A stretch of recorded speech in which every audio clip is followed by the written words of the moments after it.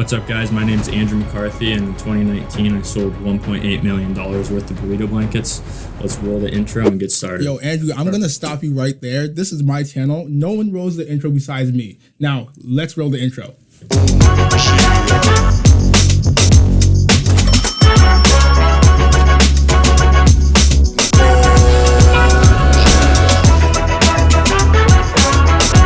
What is up, guys? My name is Ebenezer Frimpong, and welcome back to the channel. Of course, you guys already met Andrew. He just introduced himself to you. So today, me and Andrew are just I'm just gonna try to figure out what was the thought process of him starting Burrito Blanket, because just like him, everyone else saw that original post, that Twitter post. If you haven't seen it, it will be thrown up somewhere in here. Everyone saw the post. Every single e-commerce dude saw the post. No one else took advantage of it but him. So I want to figure out what was the thought process behind it and how he got started and how he evolved Burrito Blanket into a brand that's even sold in Macy's now. And I know, yes, you guys can see these braces. I recently just got them. I actually got them earlier today. They're a bit uncomfortable, so I'm going to sound a bit off, but we'll get used to it. I'll get used to it, and so will you guys. So Andrew, talk to me, all right? When did you see that post go viral? Because I saw it in March. Yeah, I think I saw it around March time too, and we launched it April 3rd. So I think we were planning for literally a day before that. Okay. Got in contact with my suppliers. We had them source the blanket, show us what kind of material it was. We didn't have enough time for them to ship us a blanket before we started drop shipping it, so we started drop shipping it on the 3rd. But while we were drop shipping it, we were still working on the quality of the blanket overall. Appearance of the blanket. Like you said, it was on Twitter, and we reached out to that big tweet that you saw with a bunch of retweets and likes where people were saying, hey, where can I get this blanket? I love it. It's so funny. And that's when I reached out to the suppliers, and they got back to me and said that they could make it, and I wanted to make a drop shipping store around that. Okay, so my question to you is, because I saw that tweet, and I was like, oh, this is a cool blanket, and I just kept swiping, right? Now, for me, if you're familiar with my channel, I focus really on high-ticket products, but I do sell low-ticket products sometimes too. But that product, it just didn't intrigue me enough. I was like, oh, okay, cool blanket, keep scrolling. What made you stop and say, I could sell this product? A few months prior to that, me and my partner, Tyler Lubin, were still drop shipping other goods. So we were always on the lookout for new winners that we could sell with Facebook ads, Instagram influencers. When I saw that product, I knew I could do that with all of them and then implement some other things into the video or into the into the store as well. Okay, so my next question would be, when dropshippers, low-ticket dropshippers, even with high-ticket, you don't really tell what product you're selling, right? So in the beginning, did you realize, like, okay, Burrito Blanket is going to be a really big brand for you? Because you guys publicly say we own this brand, right? Versus you're pretty much the only e-com person that puts a face to their store, right? No one else does. Even I don't do it, right? So what made you make that decision? Did you already know, like, this brand was going to explode? And at what point did you at what point did you realize, hey, I want to announce to the world I'm a dropshipper and I own this brand? Yeah, so we didn't really announce that it was our own brand or bring it to light to other people that we were selling these blankets until we knew that no other competitors could hurt our revenues or hurt our brand. We started out just as a dropshipping company. We had no plans to brand it at all until we saw how many were selling, how much interest there was in the blanket, what we could do with it in the long run. So after the first month of selling the blankets, I think we did about $400,000 in revenue.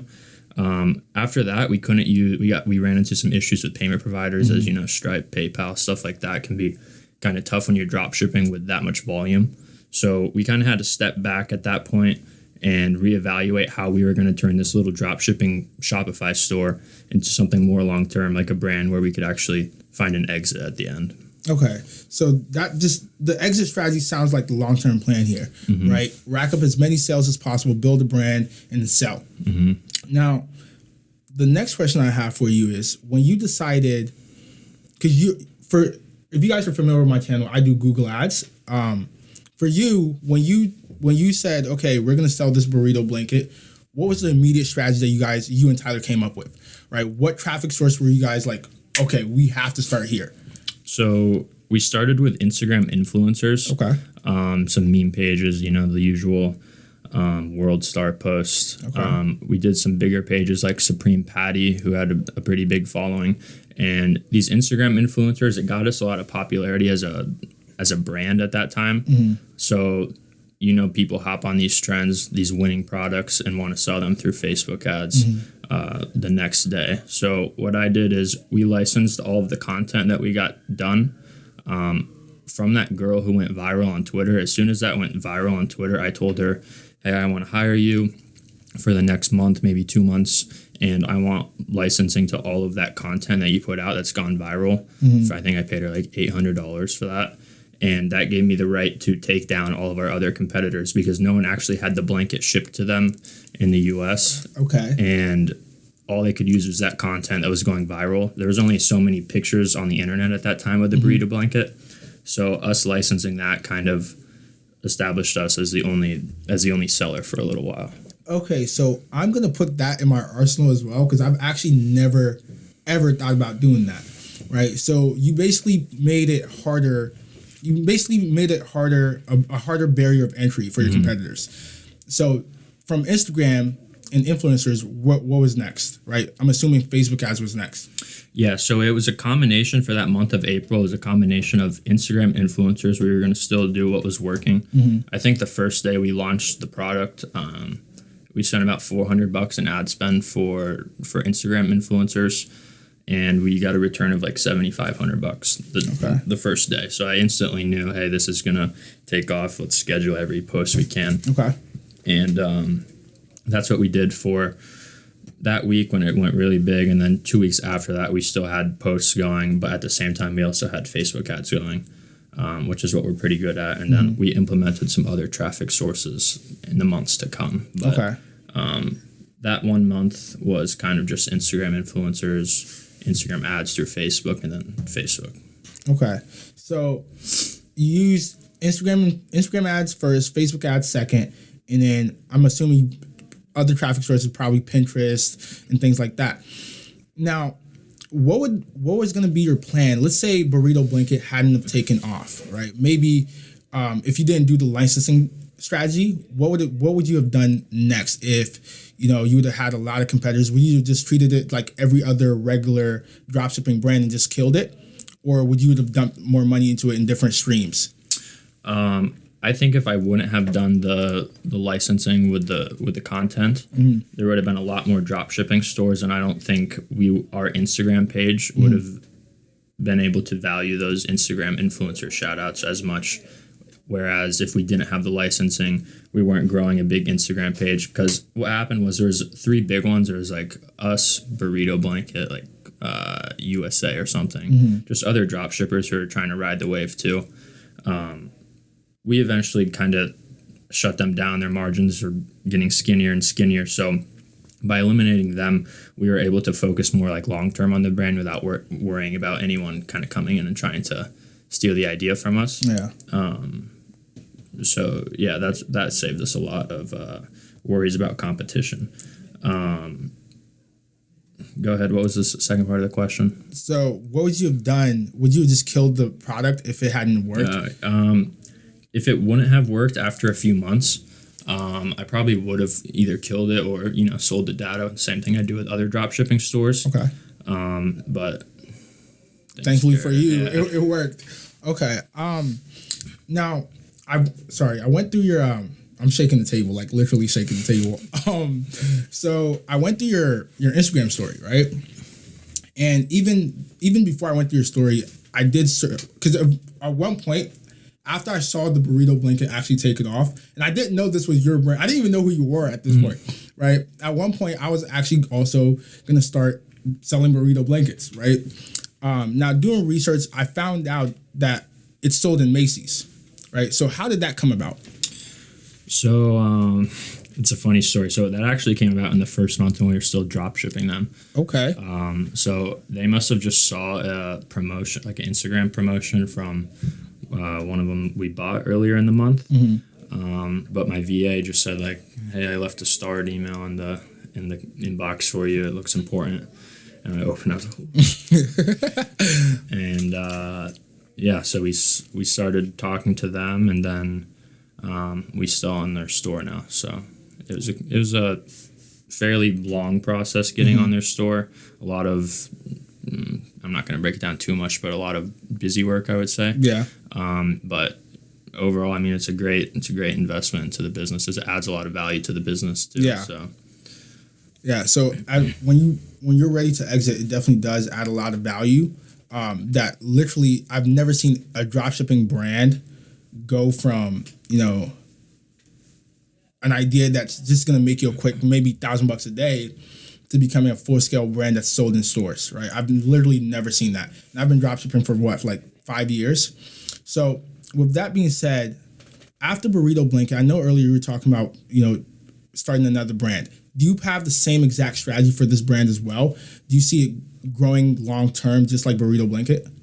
Yeah. So from now on, I'm just going to be focusing on growing things long term like this. Okay. I'm not really too interested in those drop shipping stores that I get up one night and then make a few bucks for a month or two and then move on to the next one. That's just not sustainable. It's not long term. It's too stressful for me. This new brand, I do plan on using the same methods I used for this brand or for Burrito. And it won't be a Shopify dropshipping store. We're going to have all the logistics figured out. Yeah, everything's going to be in the U.S. fulfillment center. Okay. Now, speaking on fulfillment, let's talk about that as well, because a lot of people don't know the back end of fulfillment. So if you're a low ticket dropshipper, high ticket dropshippers like myself, I never actually have to deal with this because my products cost $2,000, $3,000, and my suppliers will always ship for me. I never have to buy inventory to scale. Now, for low ticket dropshippers, once you have a product that's doing really, really well, obviously shipping from China is not going to work, right? You need faster shipping times. Thanks to Amazon, everyone expects their order to be shipped within 2 days, right? People are not reading return policies or shipping policies. They kind of just expect it. So I want you to go through the process of using a fulfillment center, right? Because a lot of people don't know about that. Okay. Yeah, a fulfillment center is really important, and it actually saves you a lot on your margins too, because most people think, hey, I'm going to drop ship. I'm not going to pay too much for my supplies. They're coming from China.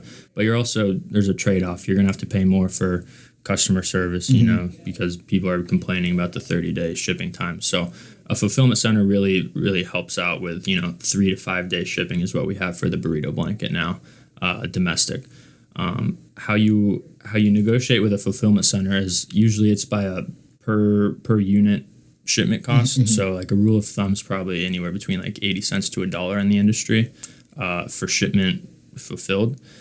So what they're doing is basically taking in all your inventory, putting it on the shelves, and then connecting to your Shopify store and shipping it out for you when you get an order from the US, so that your shipping times are a lot quicker. So you're going to have to pay more in fees from like United Postal Service or UPS. You're not going to be able to ship with ePacket. However, we make the customer pay for shipping for a Burrito Blanket, so that doesn't affect us too much. But it streamlines things more, and so your logistics are all cleaned up in the U.S. and you can get stuff to your customers in a more timely manner, and that also helps with your lifetime value of the customer too, because I'm guessing a lot of these drop shippers who are shipping crappy products aren't going to get another order from the same customer. 100%. And speaking of that, so I built a store for Noah, right? That I'm running for him, right? Okay. And today a customer actually emailed and was like, "Hey, like I said, no one reads shipping policies ever." So it's a basic dropshipping store, and obviously 12 to 20 day shipping. Customer emails and says, "I need this product."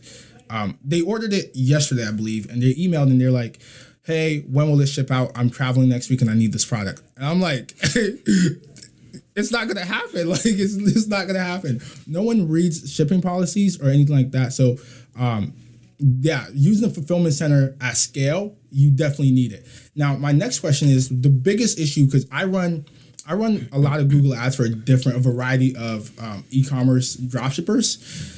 The biggest issue that I see them face is scaling, right? Because when they're scaling, let's say ads start working and they need to scale. funding becomes a problem. How did you deal with that? So our credit lines are pretty large, with like American Express, Gold Card, Platinum Card.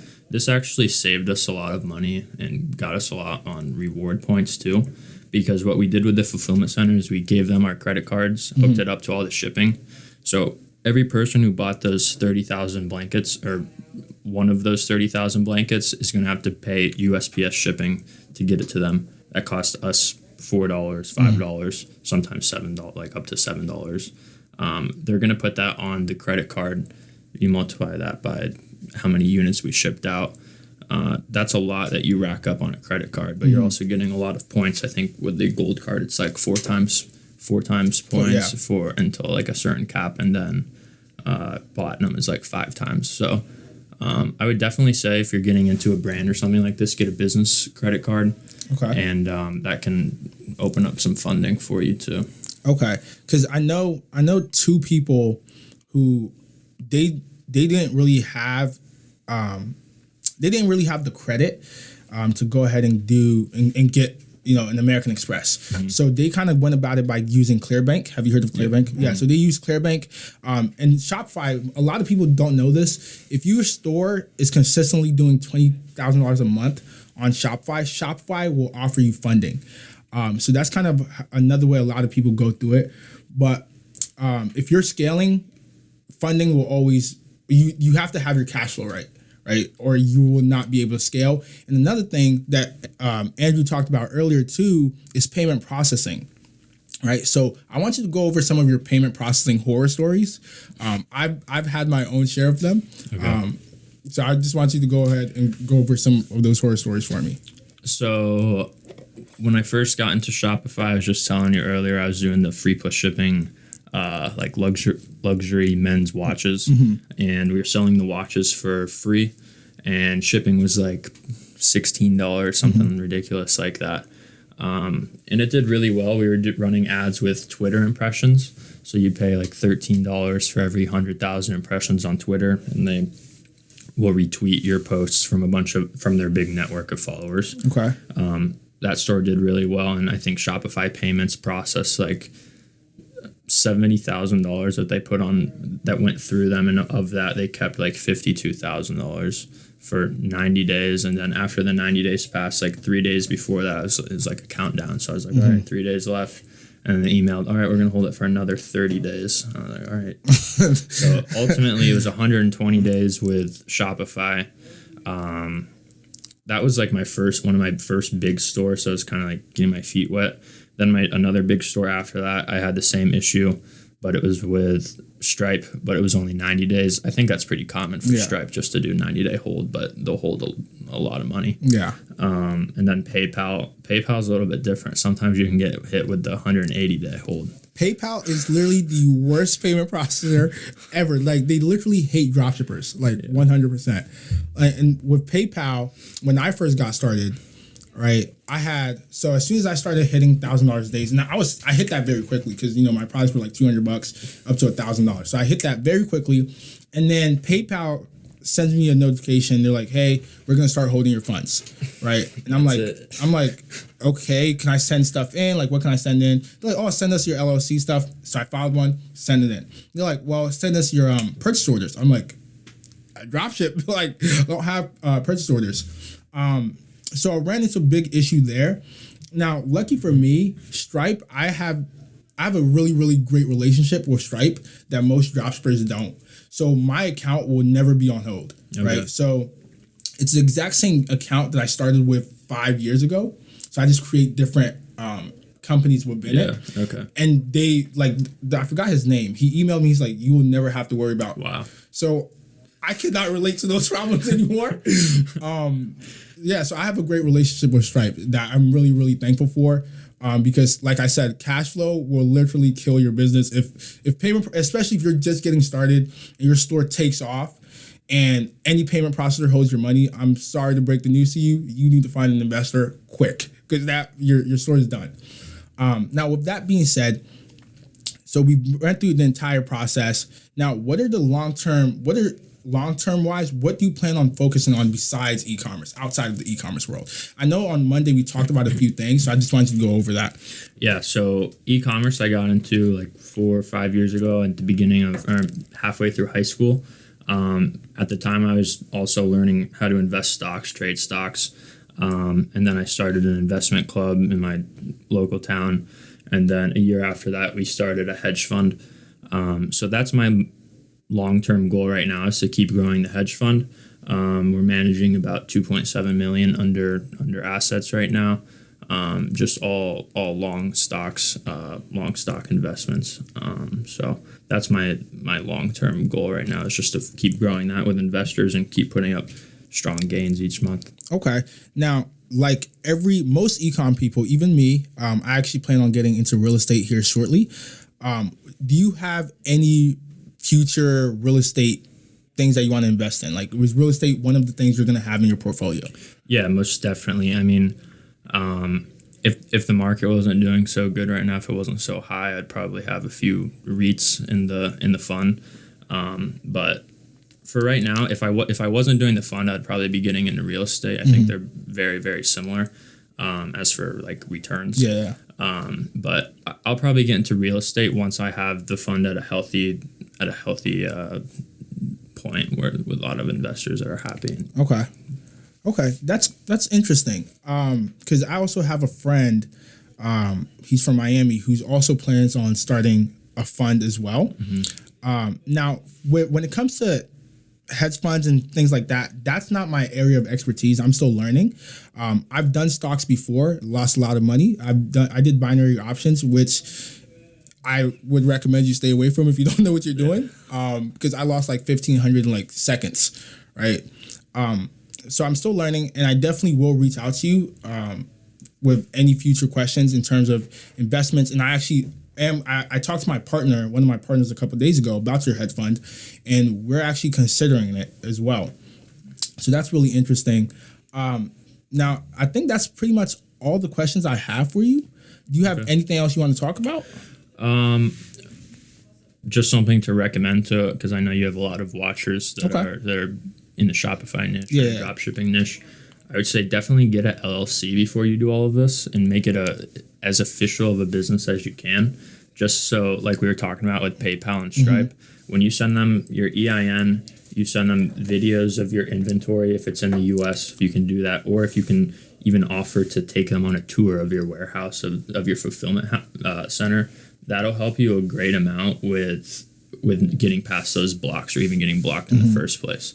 Because we ran into a few issues with PayPal, like you said, where they asked you to send a bunch of stuff as like a homework assignment. Yeah. So we put together a big file, and you sent it over. And right after I offered to take them on a tour of the warehouse or showed them the video, they said we were good. So that's what I would say, is make everything organized, file it as a business. Don't try to take any shortcuts, like just making a store overnight. I'd try to make it as official as possible if you want to take the long-term route. I agree with that. That's actually, like, for my high ticket students, that's what I tell them to do. But at the same time, I also understand that a lot of people, they don't want to invest money when they're just getting their feet wet. I get that. So, like, even for me, I didn't file my LLC, my first LLC, until PayPal was like, okay, we're going to shut you down. Right. That's when I did it. A lot of people don't want to invest, $150 into starting an LLC because they're in their head, they're like, I could spend that $150 into ads. I'm not even profitable yet, so why set up an LLC? Right. So I do see both sides of the coin, but an LLC will protect you for sure. So I understand. I see it. I think that's pretty much it for this video. I can't really think of anything else to go over with you. Fun fact, you're still in college, right? So most of my ecom friends all dropped out, right? Now, I only know one person who's still in college. Well, you're actually the second. Why are you still there? Like, I know that sounds like such a funny question where it's like, why are you in school? But why are you still there? Yeah, so I'm technically a junior in college this year. I'm there because, I live in Columbus, Ohio. I go to Miami University. It's a 2-hour drive. Quick thing. Fun fact. We both lived in this city and had no clue one another was here. I thought he lived in LA, but go ahead. So, I don't know. That's a pretty popular school. Like where I'm from, it's either OSU, Ohio State, or Miami. I chose to go to Miami just because it's a little bit more like my hometown. And I just like a smaller school. I also got a pretty decent scholarship to go there because I told them I was Hawaiian.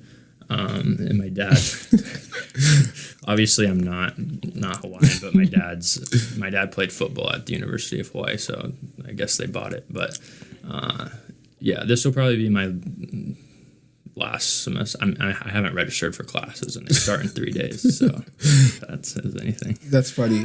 Okay, that's pretty much it. Thank you for coming over, getting on my channel for sure. If you ever need anything from me, you have my phone number now. You can just reach out to me. My phone is literally the best way to contact me. Instagram is not it because I get a lot of DMs. But other than that, it was great having you. Yeah, thank you for having me, man. I love talking about e-commerce anytime I can. No problem. Thank you guys so much for watching. Be sure to like, comment, share, and subscribe. And I'll see you guys next time.